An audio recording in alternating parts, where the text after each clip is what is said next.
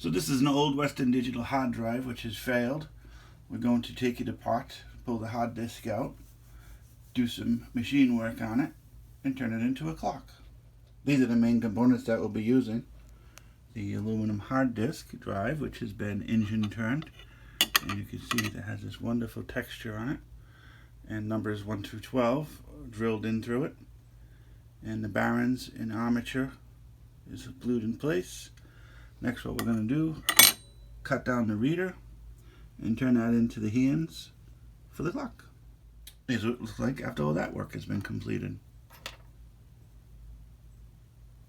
There's the 555 universal clock timer added in, which will time the pulsing and the cycling of the lights. So while I'm waiting for the clock work to be delivered from Amazon, I started drawing the circuit. We're going to be using 3 IC chips 4017s, which are cascading chips wired together, and we're going to be using an AND gate to control the chips to do the cascade. Now for a clock pulse, to get the whole thing started, we can use a simple push button, which you have to push every time you want to cycle it, or we could use a 555 universal clock chip to control the pulse. So while we're waiting for the rest of the parts to come in, I will put this 555 chip into the diagram. So this is the clock face all completed, using all the parts from inside of a hard drive. Now to build the integrated circuit to control the LEDs, then install the LED light panel.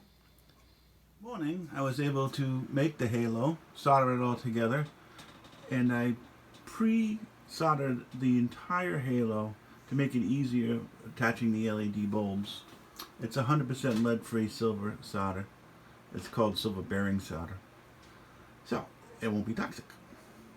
Next, to install the halo lamps.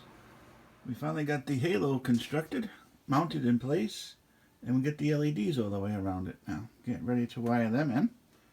In the meantime, I began building the circuit board that's going to control the LEDs.